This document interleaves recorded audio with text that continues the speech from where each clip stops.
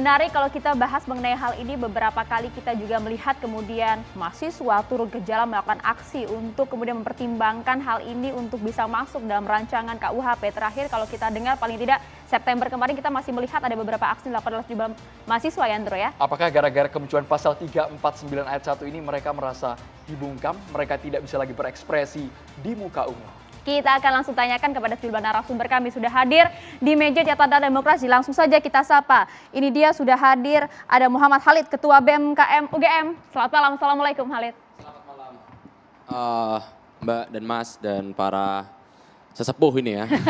Mari kita berdiskusi dan... Oke baik, ada juga di sampingnya tentu Mas Haris Azhar, aktivis HAM. Assalamualaikum, selamat malam Mas. Waalaikumsalam. Sudah tak asing juga kalau kita lihat yang satu ini ya. Ada Bayu Satrio Utomo, Ketua BEM UI. Halo, selamat malam. Selamat malam, Assalamualaikum warahmatullahi wabarakatuh.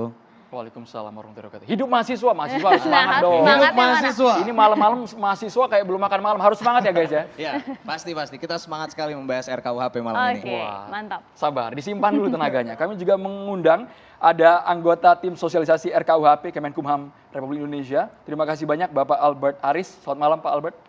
Terima kasih waktunya. Hidup mahasiswa. Boleh Pak sambil cek audionya Mikrofonnya Pak. biar lebih semangat lagi. Selamat malam, hidup mahasiswa. Wah, luar biasa. Ini seperti mahasiswa S3. Agak beda tonnya ya.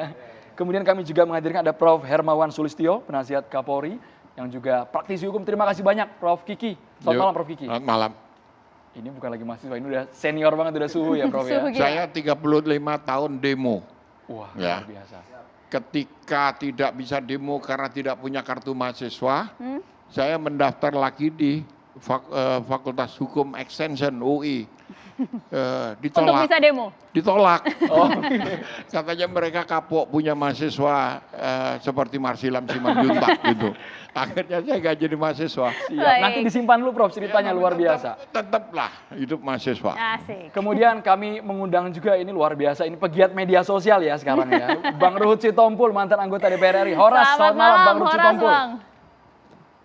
Mahasiswa, mantap. Wah, udah dipuji mahasiswa mantap. Kami ingin tahu pandangan mahasiswa mengenai RKUHP ini yang berisi salah satu pasal yang dianggap masih menjadi polemik mengenai penghinaan terhadap lembaga negara. Draftnya sudah diserahkan ke DPR, Bay. Dari UI dulu nih.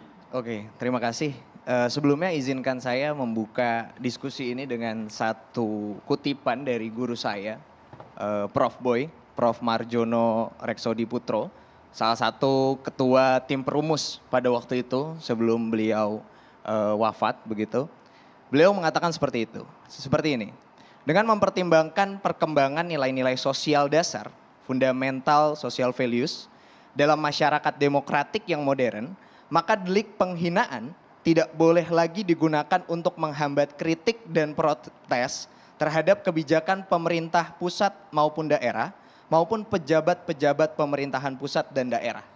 Begitu sekiranya kutipan dari Prof. Boy, salah satu guru besar di Universitas Indonesia yang juga merupakan ketua tim perumus RKUHP pada waktu itu. Nah di sini yang kemudian menjadi menarik adalah di draft terbaru tanggal 9 November yang kemudian tersebar begitu ya di media sosial. Ternyata masih terdapat pasal-pasal terkait dengan penghinaan yang akan menghambat kritik dan protes kita kepada para pemangku kebijakan. Bagi saya, ini ironis sekali. Kenapa? Karena hari ini kita dihadapkan dengan aparatur-aparatur negara yang sebenarnya secara kepercayaan publik menurut saya sudah menurun. Gitu. Jadi misalnya seperti tadi disebutkan ya masih ada pasal-pasal penghinaan begitu ya terhadap lembaga negara seperti kejaksaan, DPR maupun Polri begitu. Yang ketiga lembaga itu menurut survei mendapatkan tingkat kepuasan yang paling rendah dari masyarakat.